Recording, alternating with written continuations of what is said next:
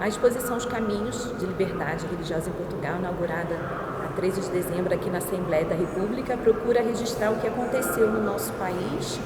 em relação a essa questão da liberdade religiosa ao longo dos últimos 100 anos. Na recolha de toda a informação, qual foi o aspecto que mais o surpreendeu? Eu diria que não houve propriamente muitas novidades, no sentido em que o grosso da informação eu conhecia-o. Agora, há pormenores que, em relação a alguns aspectos, sei lá, a vida de pessoas que lutaram pela liberdade religiosa, alguns pormenores de debates, por exemplo, na Primeira República, isso foi uma certa novidade. Por exemplo, na pesquisa sobre pessoas que lutaram pela liberdade religiosa, eu descobri pessoas, nomeadamente de minorias religiosas. Estou a pensar num Bahá'í guineense, da Guiné-Bissau, que esteve em Lisboa, depois regressou à Guiné e na Guiné foi perseguido pela PIDE, pela Polícia Política, e acabou preso e acabou morrendo na prisão. E, portanto, depreende-se que ele terá sido torturado com violência e morreu em virtude da tortura. Portanto, descobertas como esta foram, de alguma forma, novidades. Também perseguições que eram movidas a grupos, por exemplo, como as Testemunhas de Jeová, durante a ditadura, ou os protestantes. Se eu conhecia isso na generalidade, não conhecia alguns casos concretos que acabaram por aparecer na pesquisa da exposição, e isso foi interessante também para ver que a luta pela liberdade religiosa em Portugal também foi uma luta de muitas pessoas, de muitas confissões religiosas, de políticos, como Mário Soares, por exemplo, e, portanto, nesse aspecto foi muito interessante fazer esse trabalho sistemático de pesquisa. Certo. E o convite para ser o comissário também te surpreendeu? E se o que o presidente da Assembleia da República te disse quando o convidou para ser o comissário da exposição? O convite surpreendeu-me bastante, nunca imaginei fazer um trabalho destes. O meu trabalho é ser jornalista, é escrever, às vezes fazer algum programa de reportagem de rádio ou televisão, entrevistas na rádio ou televisão, mas não estava à espera de todo. Basicamente, a justificação dele foi que, sendo eu jornalista a trabalhar nesta área, e entre parênteses, ele não disse, mas tendo eu dedicado muito tempo, quando estava no Jornal Público, a trabalhar sobre a questão do processo de feitura da Lei da Liberdade Religiosa, de 2001, ele achou que eu seria uma pessoa indicada fora do sistema político partidário para organizar esta exposição. E depois ele pôs-me à vontade com uma coisa que foi muito importante, acho eu, que as equipas do Parlamento, das diferentes áreas, da documentação, do design, da exposição, etc., estavam 100% disponíveis para trabalhar comigo. E assim foi. O que vemos hoje, nomeadamente no seu aspecto estético, não é de todo da minha responsabilidade. Eu posso dizer com toda a tranquilidade que a exposição está lindíssima e o catálogo também, porque eu não mexi uma palha, como costumamos dizer, porque de facto as equipas do Parlamento foram inexcedíveis, as pessoas que trabalham aqui, e de uma grande competência, e portanto o resultado de facto é muito bonito. Para quem quiser vir aqui ver, acho que não dará o tempo por perdido. Agora, só uma curiosidade do que falaste há pouco. Quando da elaboração da lei, você falou da sua participação enquanto jornalista, assim, na cobertura, ou alguma coisa que contribuiu para a redação? Eu, como acompanhava no Público a informação religiosa, e tem sido esse o meu trabalho ao longo de quase toda a vida, profissional, quando se começa a falar da questão da eventual feitura de uma nova lei de liberdade religiosa, obviamente eu acompanhei o processo. Mas já antes disso, através de entrevistas, lembro-me, por exemplo, uma pessoa que está retratada aqui, que era então Procurador-Geral Adjunto da Procuradoria da República, o José Dias Bravo, que era um homem, foi presidente da Aliança Evangélica durante vários anos, e algumas vezes, por exemplo, numa entrevista que eu lhe fiz, ele falava da necessidade de haver uma nova lei da liberdade religiosa, de haver processos de não discriminação das minorias, que ainda vinham de facto do Estado Novo, e portanto fui acompanhando esse processo, primeiro de reivindicação da parte, sobretudo, das minorias, de uma nova lei, de novas regras para a liberdade religiosa, e depois do próprio processo de redação, de debate público sobre a lei. Eu devo recordar que esta lei foi talvez uma das mais debatidas da democracia portuguesa. Foi de certeza uma das mais debatidas, se não mesmo a mais debatida da democracia, porque o processo durou 2, 3, 4 anos, se incluirmos depois a revisão da concordata entre a Igreja Católica, entre a Santa Sé e o Estado português. De alguma forma continuou o debate que tinha sido começado pelo debate sobre a lei e, portanto, nós andámos uns 4 anos a debater a questão da liberdade religiosa e, portanto, nesse sentido, é uma lei muito consensual, parece-me a mim, e talvez por isso também uma lei muito conseguida, que na minha perspectiva, e não só, é uma das leis mais abertas, mais avançadas do mundo nesta área. Foi difícil reunir todo esse material para a exposição e algo ficou de fora, na sua opinião, que seria importante mostrar? Eu brincava na fase final já de produção do catálogo e da exposição, aqui com as pessoas do Parlamento, dizendo se fosse hoje a exposição metade já seria diferente, ou pelo menos haveria mais coisas. O haveria mais coisas era complicado porque nós temos aqui um problema, é a limitação do espaço, não daria para incluir muito mais coisas. Obviamente, o processo de recolha dos materiais não foi fácil, tendo em conta que estamos a falar de uma dúzia de confissões religiosas que têm diretamente aqui peças, materiais, informação descrita ou representados. Por outro lado, a diversidade de informação era tal que o processo de escolha de informação, o processo de seleção foi obviamente moroso, complicado não, mas complexo e lento. Obviamente há peças que, e sobretudo outras coisas que eu gostaria de aqui ter, mas tendo em conta, por um lado, a pressão do tempo, a capacidade do espaço, que é limitada, obviamente chegou a uma altura que tínhamos que tomar decisões. Mas claro que outras opções seriam possíveis, outras peças poderiam aqui estar. Creio que as peças, tendo em conta que é sobretudo uma exposição documental, as peças que aqui estão são muito significativas e muito interessantes para quem venha ver,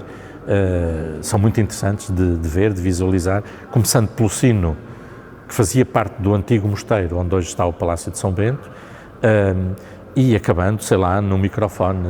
da Rádio Renascença de 75, a reprodução da cúpula da Mesquita de Lisboa, uma peça do século X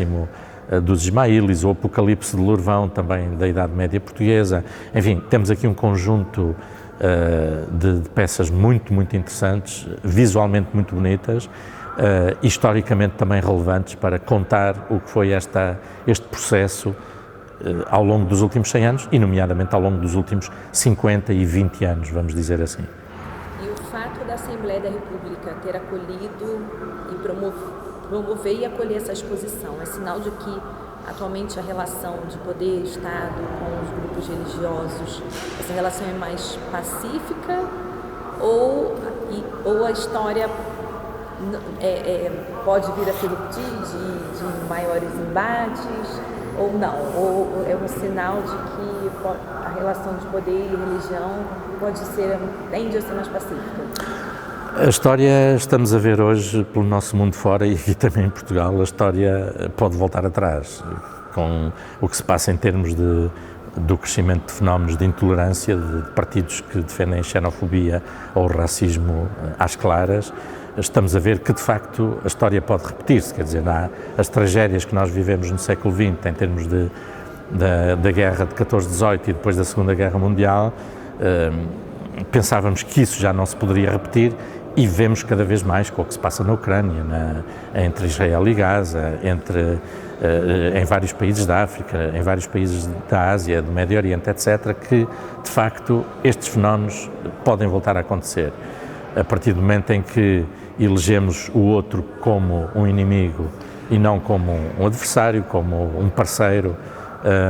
nas nossas vidas, obviamente caminhamos para essas tragédias. Aqui em Portugal, eu creio que a relação hoje entre o Estado e as religiões é uma relação pacífica e institucionalmente muito positiva, porque, de facto, percebemos que há colaboração quando ela deve existir, há cooperação e há distanciamento também quando deve ser assim. Uma nota que eu tenho pena, ou duas notas. A primeira é que, quer no catálogo, quer na exposição, porque o catálogo reproduz o que temos aqui, e o catálogo até tem mais material do que a exposição, mas há a chamada de atenção para problemas que ainda existem na aplicação da lei, nomeadamente para as minorias religiosas, no que diz respeito à assistência religiosa em hospitais, sobretudo em prisões e nas Forças Armadas e de Segurança. Por desconhecimento da lei, porque há um diretor de uma prisão que não sabe ou acha que não deve ser assim, e então cria bloqueios à aplicação da lei e daquilo que está previsto. Por outro lado, aquilo que foi este ano, o ano passado, de comemoração da Lei da Liberdade Religiosa, deu-me um sinal que, por um lado, é positivo, que é o interesse do Parlamento, institucionalmente representado pelo Presidente da Assembleia,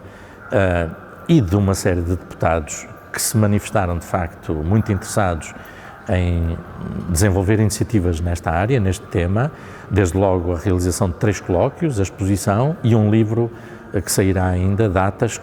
um livro com as atas das intervenções dos colóquios. Ora, o outro lado, o reverso desta medalha, é que senti, da parte do grosso dos deputados, um desinteresse absoluto pelo tema. Tal como senti da parte de muitos jornalistas um desinteresse absoluto pelo tema. A exposição foi pouco falada nos média, tirando alguns, e de facto da parte dos deputados também, mesmo no o último colóquio com o Cardeal Tolentino, teve a presença de umas 2 dezenas de deputados, os anteriores também tinham tido alguns deputados, mas creio que, sendo a liberdade religiosa uma das questões, um dos direitos mais ameaçados em todo o mundo, eu gostaria de ter visto mais deputados e, sobretudo, todos os partidos preocupados com o tema e, enfim, a participar nos debates que houve, a ver a exposição, etc. Porventura já terão visto desde que a exposição está aqui montada, não sei, mas nos colóquios, de facto, senti que a presença deveria ter sido mais significativa. A Assembleia da República acolheu também no ano passado a apresentação do relatório da Fundação AIS sobre a liberdade religiosa no mundo. Que importância atribui a esse fato? Exatamente, desde logo, o facto de ter sido o Presidente da Assembleia da República, de novo, a acolher essa realização e, enfim, a estar presente no debate que coincidiu com a apresentação do relatório. E depois é um sinal de que, institucionalmente, de facto, o Estado se manifesta também preocupado com o tema, com a questão. Pronto, e se ligarmos isso à realização dos colóquios e da exposição, mais confirmaremos essa opção, sem dúvida. Estará o poder em Portugal ficar mais sensibilizado para estas temáticas da perseguição religiosa no mundo e da importância de se dar uma maior atenção que se pode realizar, por exemplo, a nível diplomático, sempre que estiver em causa questões de direitos humanos e perseguição religiosas às minorias, nomeadamente cristãos? Eu creio que temos tido um ambiente ambivalente em relação a isso, que é, podemos falar de Portugal, mas também, por exemplo, a nível da União Europeia, penso que é um pouco a mesma realidade. Temos uma atitude que nos princípios defende a liberdade religiosa, temos depois uma prática que nem sempre está de acordo com isso. Vou buscar um exemplo relativamente recente. Temos essa proatividade no sentido de consignar a liberdade religiosa como um princípio fundamental, mas depois negociamos com países onde a liberdade religiosa é violada ou maltratada sistematicamente. Há 3 anos, se não estou em erro, tivemos no Porto a realização da Cimeira União Europeia-Índia. Ora, essa cimeira tratou 99% do tempo de negócios, de comércio, esqueceu praticamente a questão da liberdade religiosa, e hoje a Índia é uma das situações mais preocupantes no mundo, na minha perspectiva, porque sob a capa de uma democracia formal, onde há eleições, onde há partidos que ganham, outros que perdem, tem-se assistido nos últimos anos, desde que o atual Primeiro-Ministro chegou ao poder, a uma sistemática discriminação, para sermos benévolos, das minorias religiosas, nomeadamente dos muçulmanos, que são quem sofre mais na Índia, e a seguir dos cristãos, para já não falar de outras minorias. Há um documento do Intergrupo do Parlamento Europeu que se tem dedicado a estas questões, que aliás está citado na exposição e no catálogo, que refere a importância de como que ter moedas de troca quando a União Europeia faz comércio com outros países. Ora, nós hoje temos um problema dramático, que é a liberdade religiosa existe quando há democracia. Obviamente, mesmo nas democracias há problemas, mas os problemas vão se resolvendo e pode-se debater e pode-se discordar do que o governo diz, ou do que diz a oposição, ou do que dizem as confissões religiosas. Agora, o problema é quando temos regimes autocráticos ou ditatoriais, onde o diálogo se torna praticamente impossível, porque o governo desses países só fala a lei da força. E, portanto, impõe medidas, impõe prisões, impõe discriminação, e as pessoas não têm meios de se defender. Eu creio que a União Europeia não deveria desligar da questão do comércio, e quem diz União Europeia diz os países que comungam dos valores da democracia, dos valores ocidentais. Não deveríamos desligar da questão do comércio e da questão da relação com outros países, não deveríamos desligar